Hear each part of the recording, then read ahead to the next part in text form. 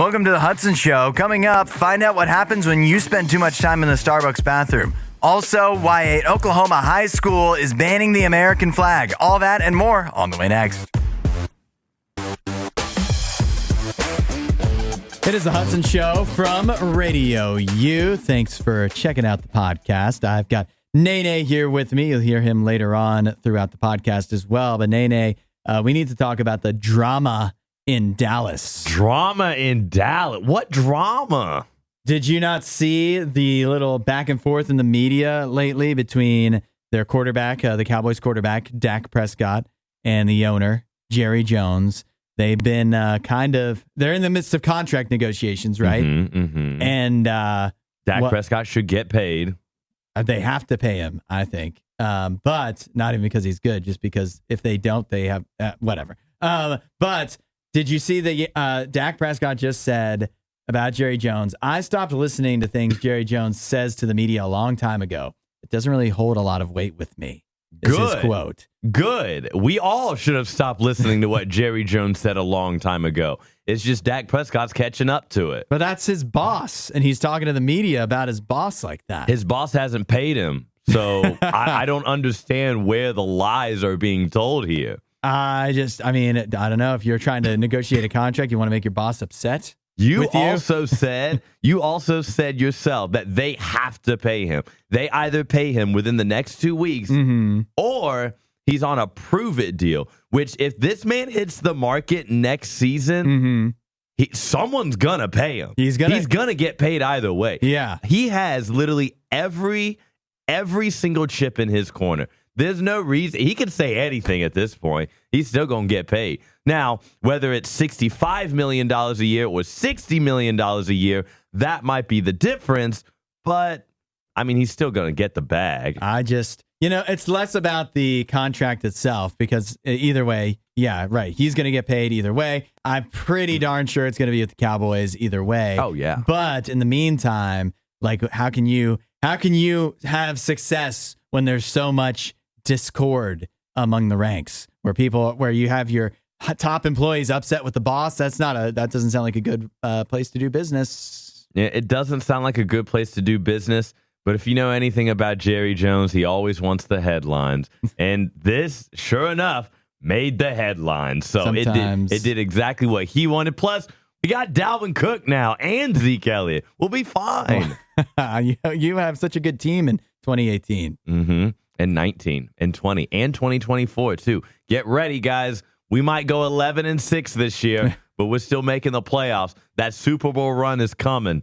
It's the Hudson Show. I have here a new study that has found which cosmetic surgeries are the riskiest to go ahead and get.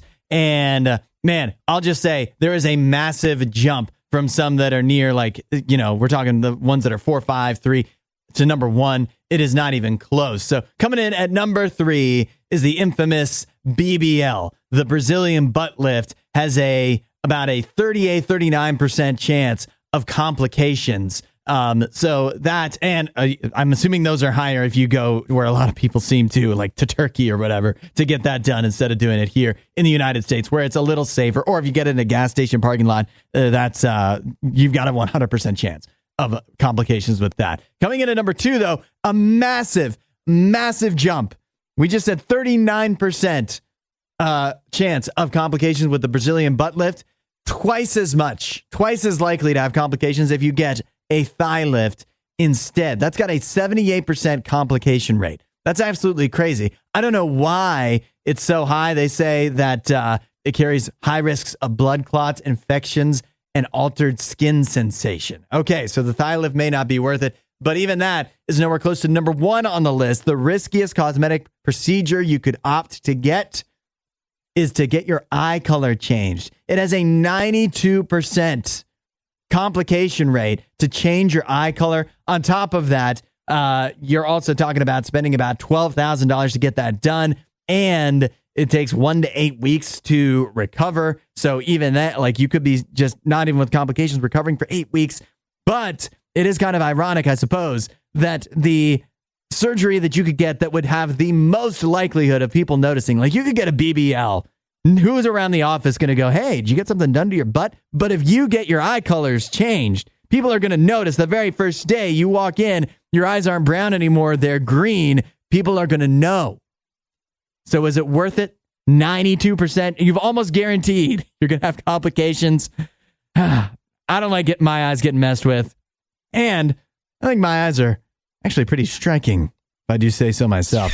You know, I feel like most of us would love to be the hero. At least when you're watching a movie and you see somebody that gets to just play out a hero's journey, you're like, yeah, I wish that was me. And sometimes the hero struggles with what the right thing to do is, and you're like, this is so easy. I know what the right thing to do would be because the movie tells you what the right thing to do would be. But the difficulty is, in life, it feels like we get so few opportunities to be the hero. And when it comes time to be the hero, how many of us really know? Like, I think about that sometimes. I'm just like, yeah, if some like ne'er-do-well came in here wielding a weapon, I'd throw myself in front of him. But really, would I? Would I actually do that if the opportunity arose, if that situation presented itself? Who can really know? But I want to let you know this, that we all do have that feeling of wanting to be a hero one day.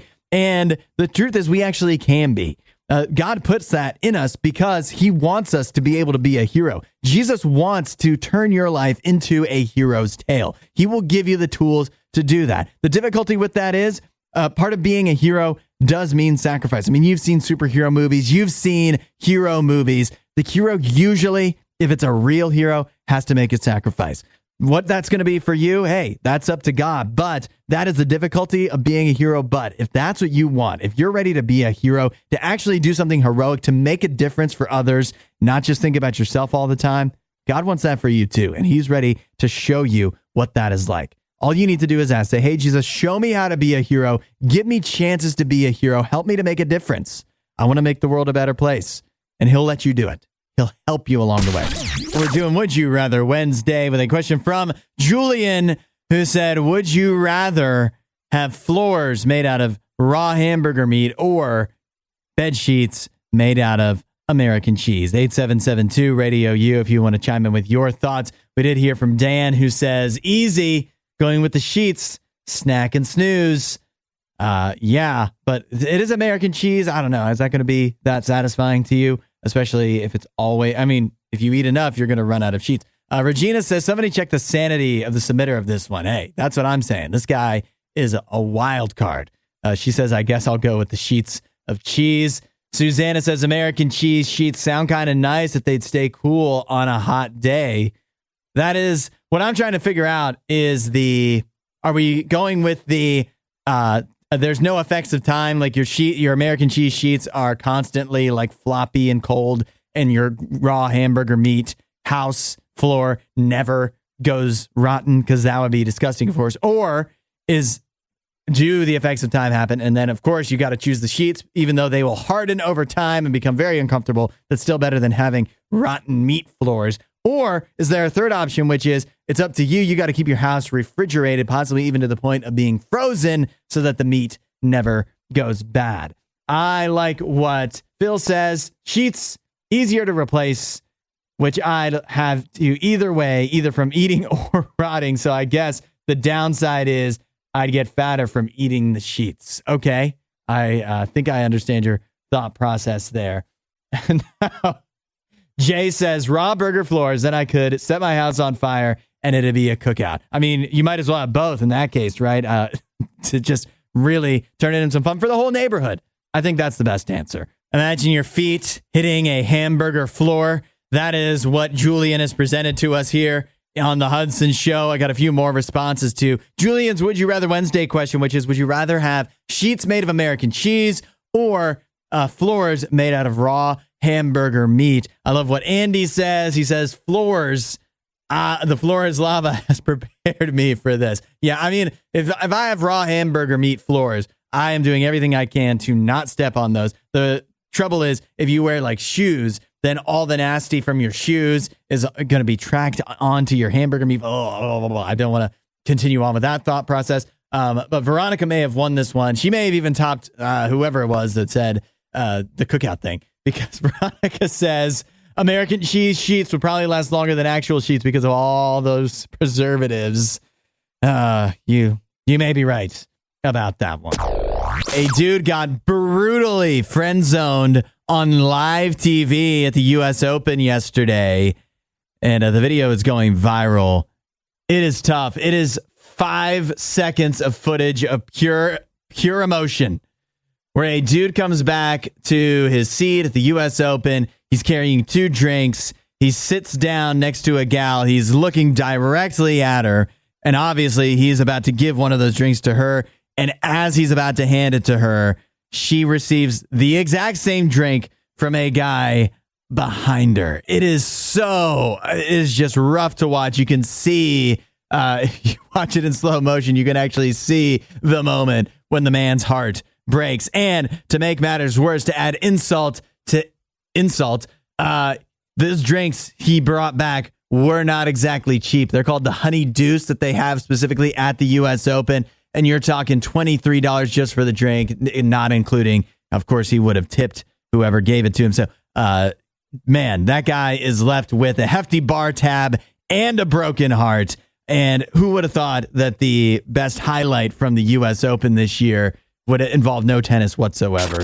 What's the coolest thing you did when you were 5 years old? For me, it was probably like, I don't know, knowing how to spell cat, or I learned to ice skate probably around that time. That's kind of cool, but it's nowhere near as cool as what a 5-year-old named Zane just did. Zane Saflugu, who just reached 194 miles per hour in a Lamborghini Revuelto.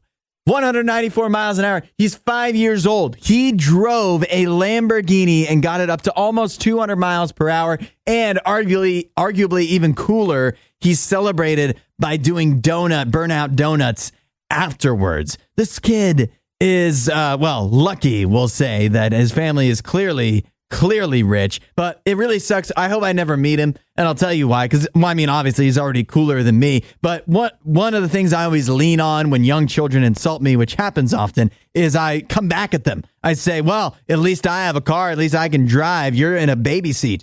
And now on this kid, I definitely could not even use that. So hopefully I never meet him.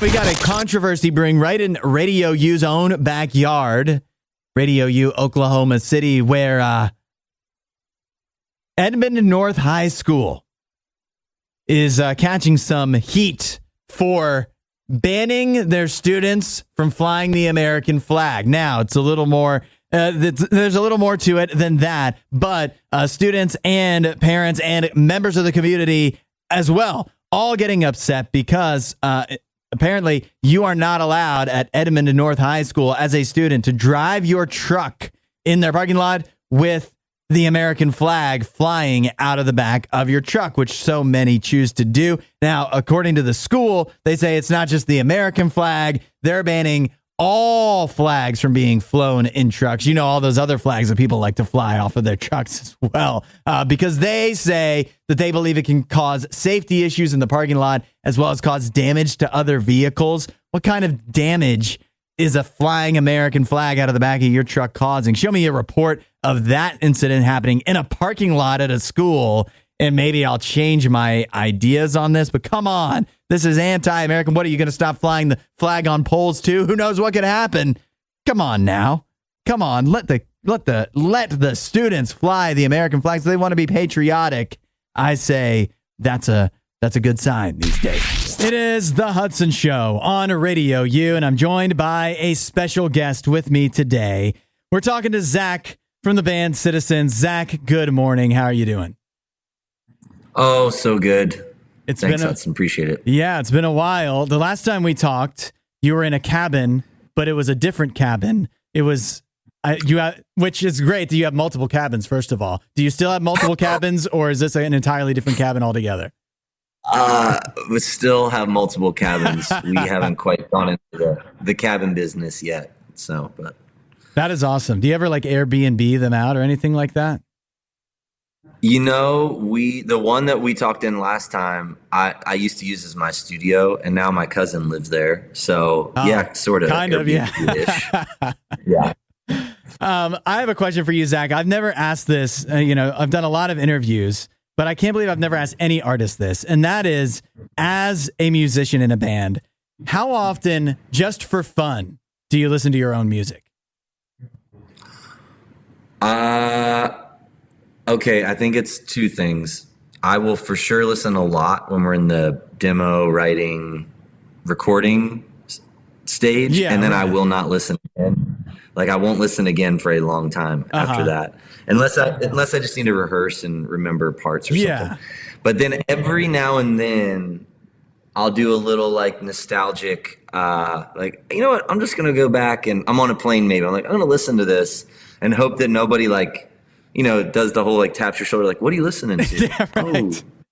Oh, me.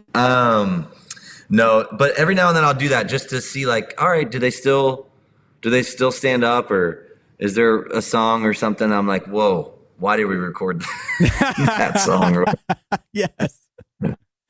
So I don't have many of those, thankfully. But. That is awesome. Well, I imagine too, like I wasn't even thinking about this, but you know, when you spend so much time putting in all the work to that, it's probably nostalgic too, to just bring back the memories of not necessarily the music itself, but the process of creating it is probably fun to do too.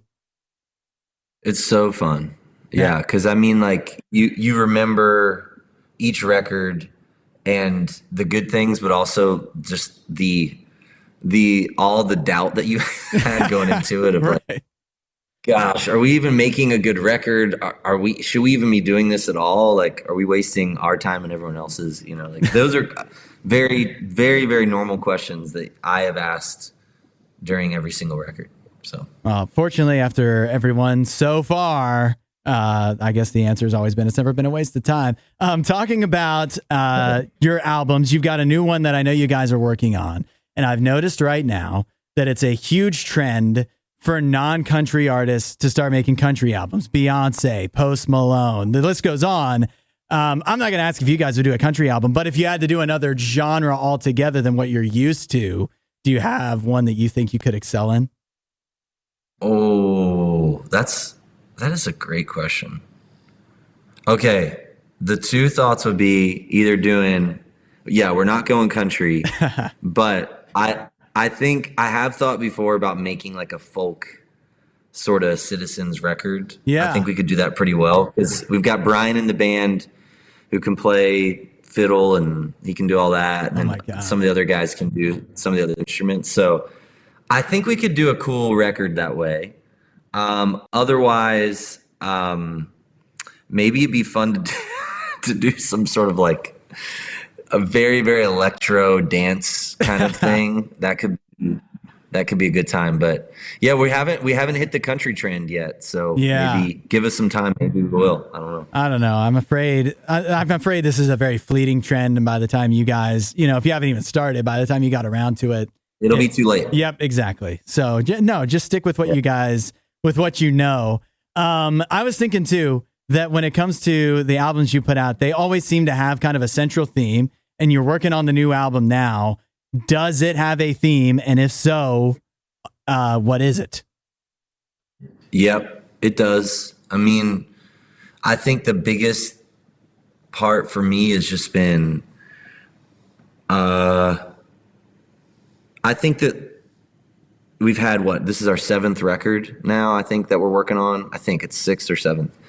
And for me, I just think, all right, as you get older and you're getting to do this thing, all these different sounds and ideas and things you're believing, all these things kind of come together. And each record is like a synopsis of that period of time in your life. And I feel like this one, to me, kind of feels like a way of like gathering a lot of those different records together into one, as sort of like this museum that you can go through, and you can go to different halls and wings and parts of the exhibit where you know, in this case, you listen to a song, you're like, oh, this is really cool. And then you go over to this side of the museum and it feels totally different, you know? Yeah.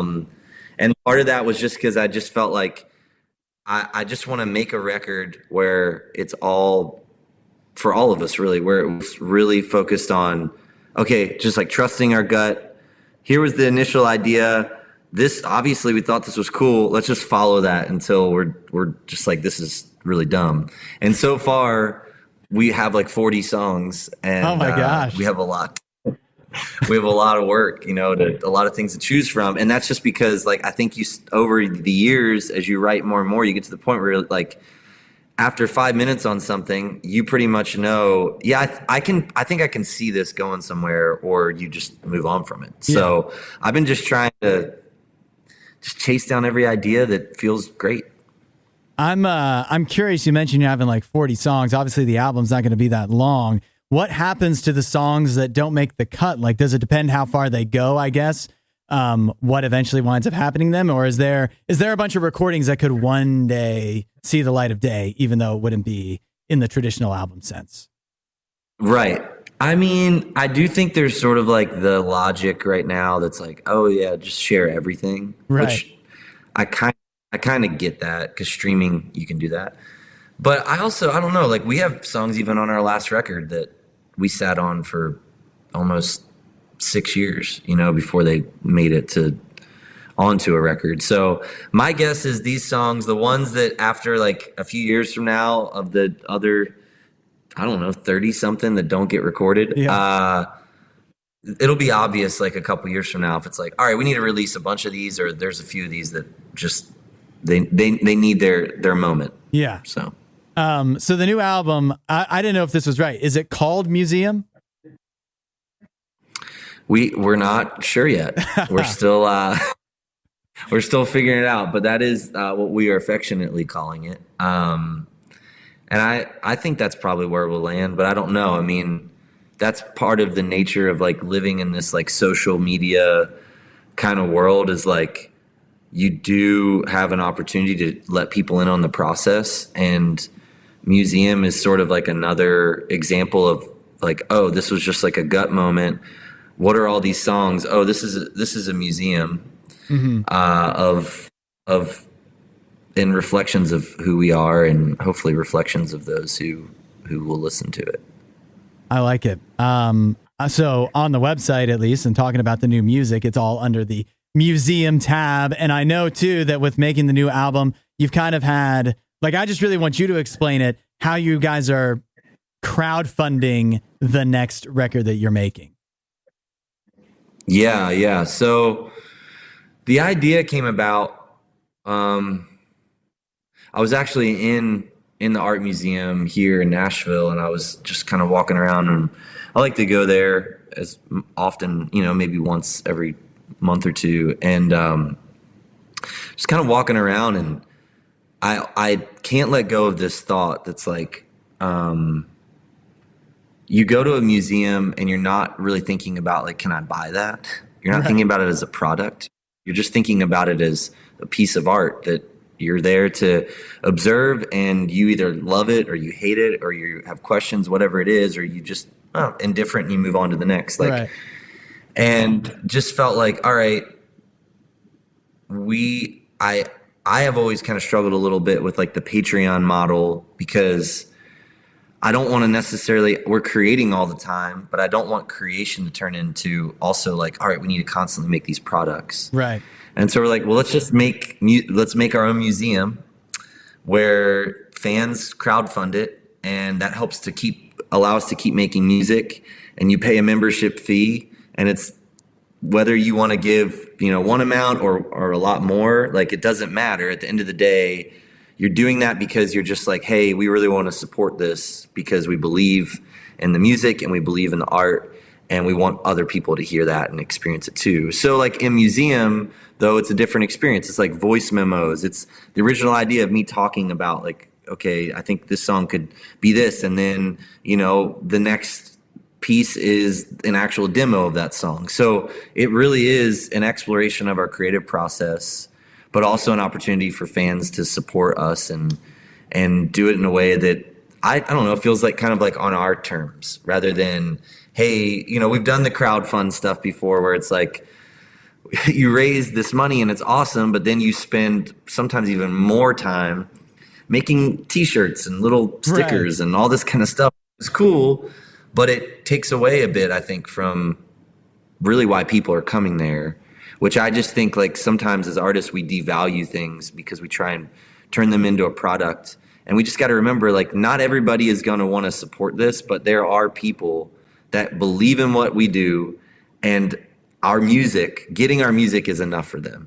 And so we should give them an opportunity to become members in this and just see what happens. And so far it's been really surprising and super encouraging and cool. Yeah, I love that. When I saw that on your website, I thought that was such a cool way to go about it, and just how you all phrased it and everything. I really appreciated it. So looking forward to the new music. And in the meantime, this is not a question or anything. I'm just telling you that Everything and More has been a song that's been huge to me. So that's going to keep being huge until you put out more new music. And then hopefully there'll be more, something else that'll take it over. I do have one more. Love it. I have one more question for you. And that is, I like to ask this to a lot of different artists. What is on your musical or creative bucket list that you haven't gotten to accomplish yet?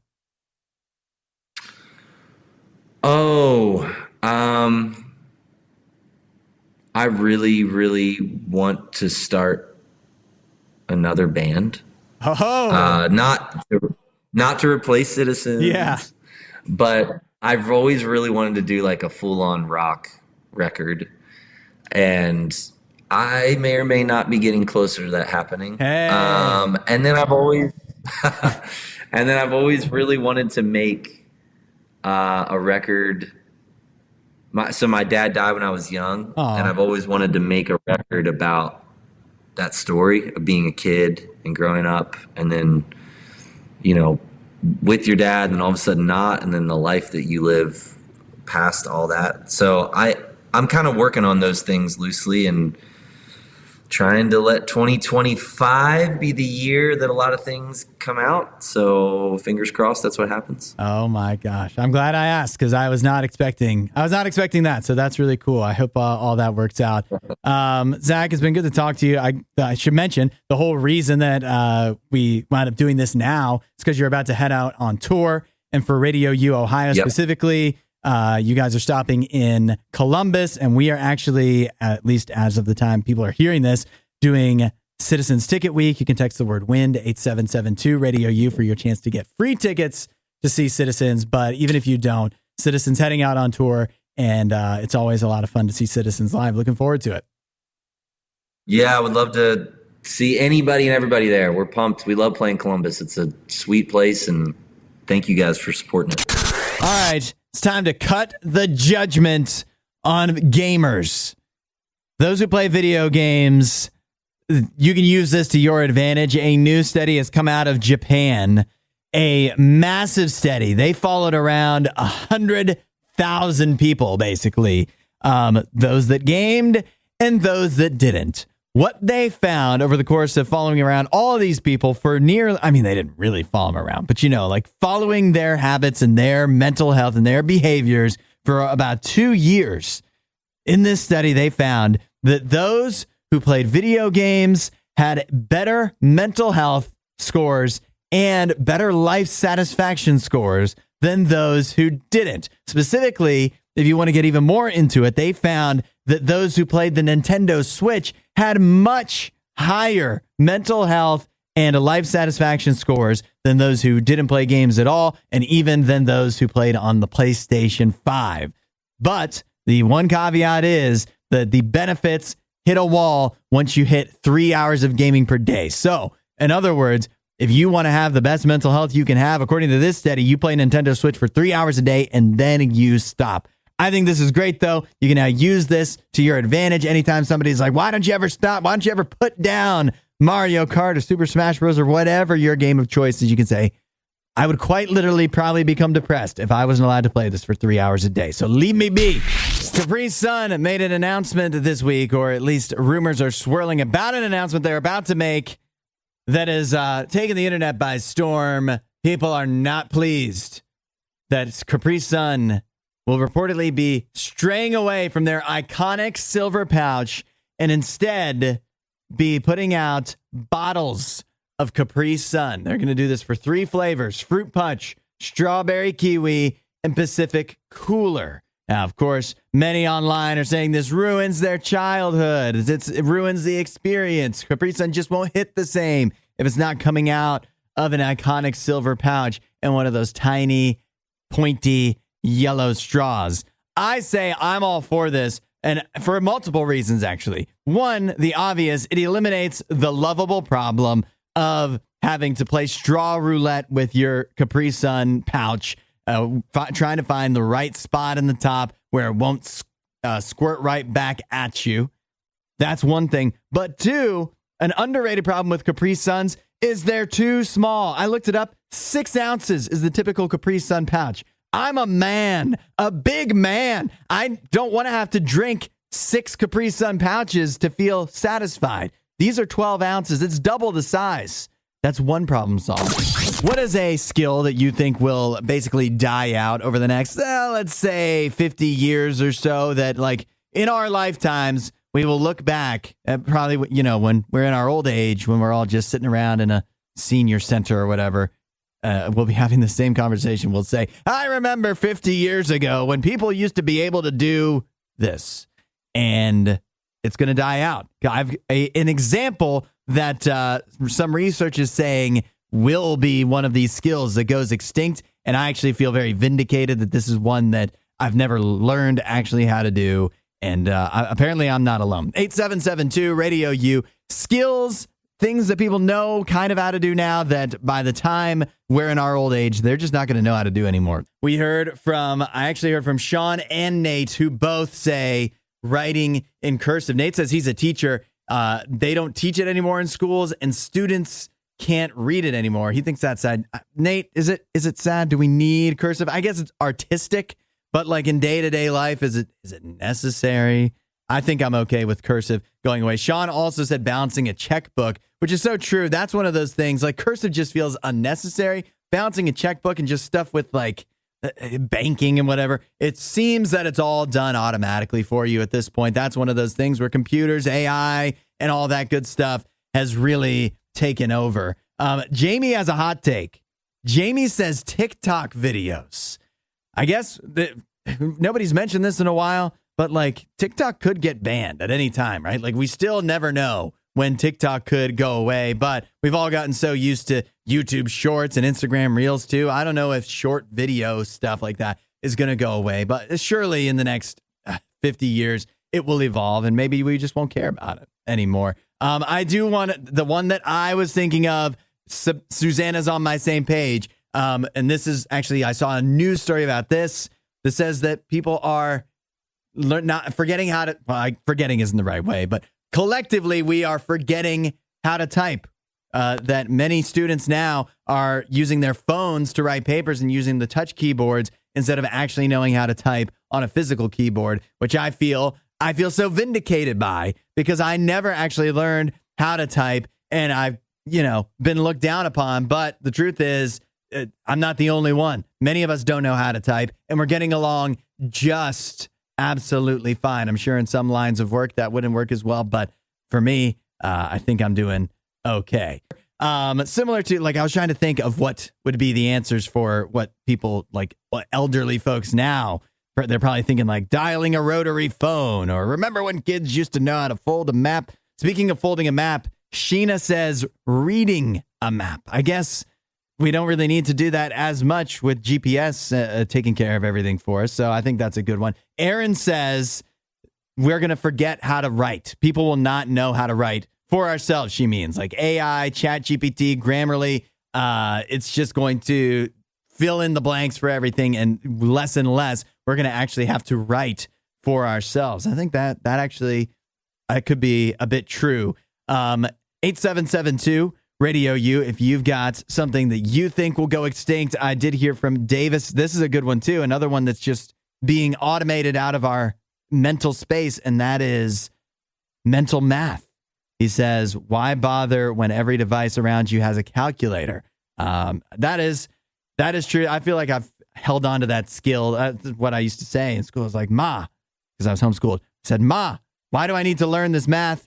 I'm going to have a calculator with me. I've got a phone. I've got it at all times. I don't need to learn how to do these things. And yet, I don't know, maybe she was right because I still do pretty good at mental math, I think. 8772 Radio U. Skills you think that are going to go extinct in our lifetimes. Jamal says interacting with the opposite sex. Some might say that we've kind of already started to lose that. Some among us, anyways. Get your popcorn ready. It's our weekend tradition, the weekend watch list, letting you know which movies are new in theaters and at home that you could be watching this weekend. And you've got an extra day to do it with Labor Day weekend. Let's start with a movie called Afraid. Curtis, played by John Cho, and his family are selected to test a revolutionary new device, a digital assistant called AIA, that takes smart homes to the next level. As AIA begins to learn everyone's behavior and anticipate their needs, it soon makes sure nothing and no one gets in the family's way. Doesn't it sound like an old Disney Channel movie? Smart House? Anybody remember that?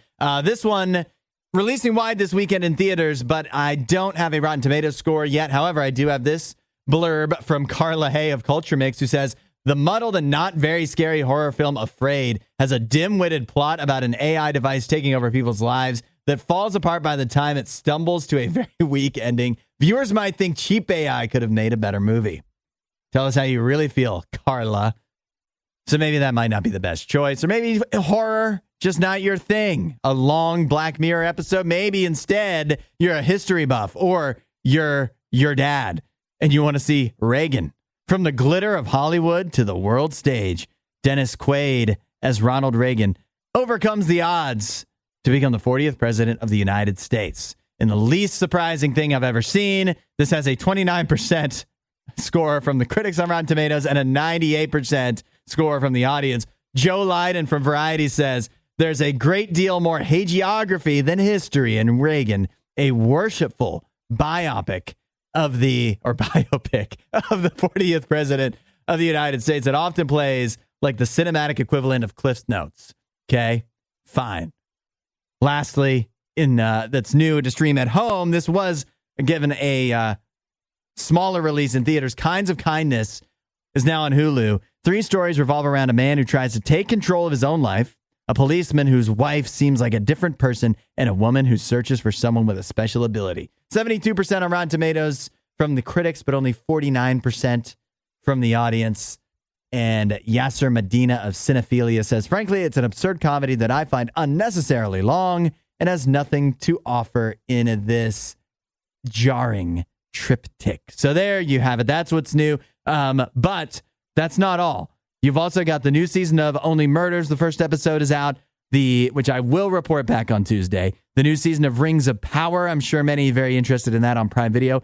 And if you're interested, a new Adam Sandler stand-up special called Love You on Netflix. Look, we got a long weekend. Yes, there's going to be a lot of college football, but we might be able to squeeze a movie or something in, right? Let me know if you get to see anything good this weekend at 8772 RadioU.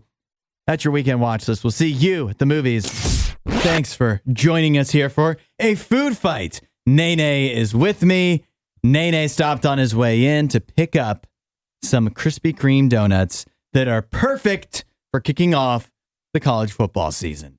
Right, NayNay? They have Dr. Pepper in them. They do. I have here, it's actually a beautiful collection. They're football themed. Let me get this whole box because they're much prettier. I feel like these are prettier than how they will taste. Would you agree? I'm going to say if I had to pick out of all so I'm still shocked that Dr. Pepper even made some sort of type of donut. Who do you think sits in their marketing room and says, we need that for our next donut? That's a good question. Who do you think initiated? Did Dr. Pepper call up Krispy Kreme? Or did Krispy Kreme call up Dr. Pepper? I think it was Krispy Kreme calling up Krispy Kreme definitely called up Dr. Pepper. Yeah, because they have called up everybody. There's no such thing as phone books anymore, but if there was, Krispy Kreme has called everyone in it, trying to get them to collab or get them some kind of attention. And also to give them a free donut for no reason.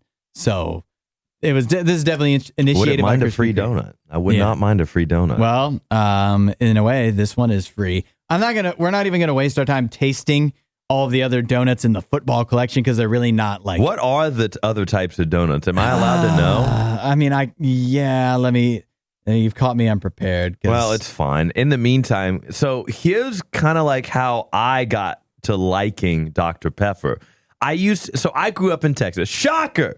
I grew up down south. And so it's like the drink it's like the pastime drink. If you don't drink tea, if you don't drink lemonade, you're drinking Dr. Pepper. Oh, see, I kind of thought in Texas, Big Red was the drink, which is possibly even nastier than Dr. Pepper. So Big Red, Pib, like those types of drink, everyone was drinking those. Wow. And so y'all have terrible taste. Okay, well, you know what? I actually didn't like any of those drinks at all growing up. And then it wasn't until I moved away, went to a summer camp, and all they had to drink during that summer camp was water or Dr. Pepper.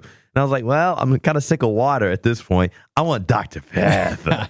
So that's kind of how I fell in love with it. Now, hopefully this Dr. Pepper donut is better than just water. And by the way, if you're wondering, I do have it here.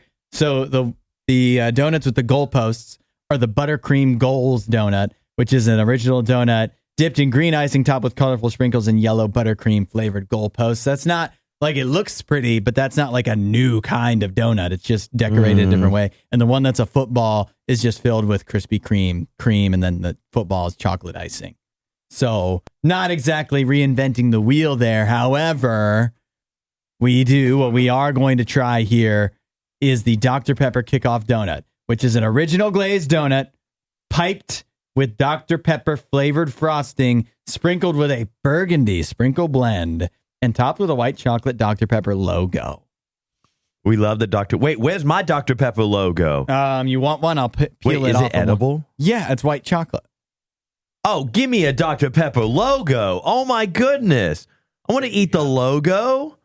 Bro, that's so cool. The logo might be white chocolate logo that I can eat? Look at that. Might be better Look at that.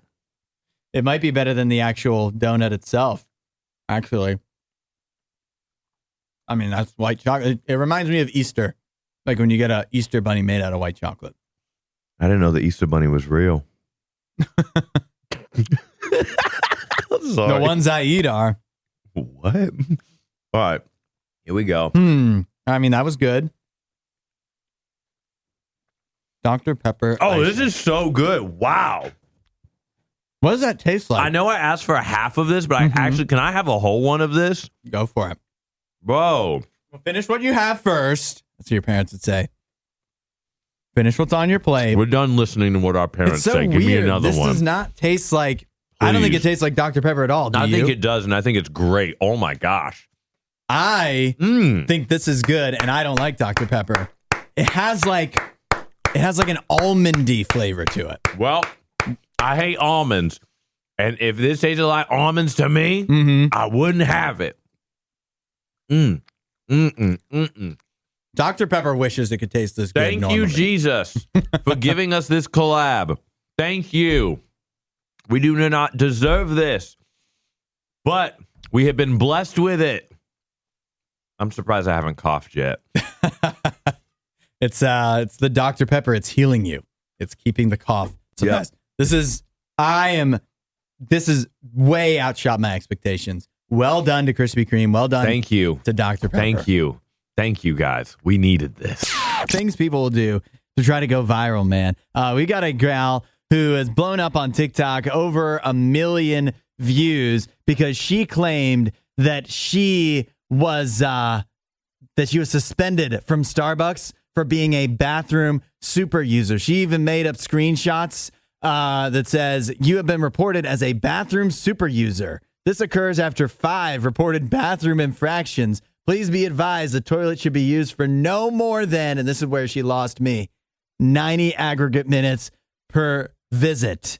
Starbucks has a ban on going to the bathroom over 90 minutes. That's where they draw the line. She claims that her Starbucks account was suspended for 48 hours while 300 rewards were reportedly removed from her star balance. But as you can tell, this is fake. Starbucks, it did blow up to the point, though, where Starbucks had to actually respond. They said this individual is making false claims and using a doctored image. Starbucks does not have a bathroom super user policy, nor do we monitor our customers' rewards or bathroom usage. Well, I think I can speak for all of us when I say that's a relief. Finally, college football is back. I am so excited. I've already been taking in some of the games and we're ready to get into full force coming up here this weekend. Some awesome games to look forward to over the weekend. Clemson, Georgia, LSU, USC. And I think I got to put this on record. My prediction for the 12 teams that'll make the playoff. So first we get the 4 conference winners. They get the byes. Georgia, obvious. Oregon, obvious. Utah, obvious. But my one, I just know there's going to be a weird conference winner, and it can't come from the SEC or the Big Ten because they have too many like great teams at the top. So it's got to come from the ACC. And as much as I think a lot of people like Miami this year, I'm taking this as a real wild card. Duke, their coach, Manny Diaz, not so bad. He had a pretty good defense there going at Penn State. And before that, he had a couple okay years at Miami before he got ran out of town before he really got a chance, I feel. He's got Malik Murphy, a quarterback for Duke. I think that guy can ball out. And so I just think the ACC, it's weak. It's going to be a wild card. I'm taking Duke to win the conference. The other teams that I think will make the playoff: Ole Miss, Ohio State, of course, Penn State, Notre Dame, obvious, Tennessee, Kansas, kind of a wild card out of the Big 12, Iowa, simply because I know they suck on offense, but they have an easier Big 10 schedule. They're going to win a lot of games. Their schedule is going to look better than they actually are, and they always have a good defense. And then you have to have one mid-major team. I'm taking Texas State because, I mean, who knows? And I'm not going to go through the whole bracket, but my prediction to win the college football playoff this year, give me Georgia over Oregon. Although I really do like Ole Miss this year, too. Thanks for listening to The Hudson Show. Please don't forget to rate and review the podcast.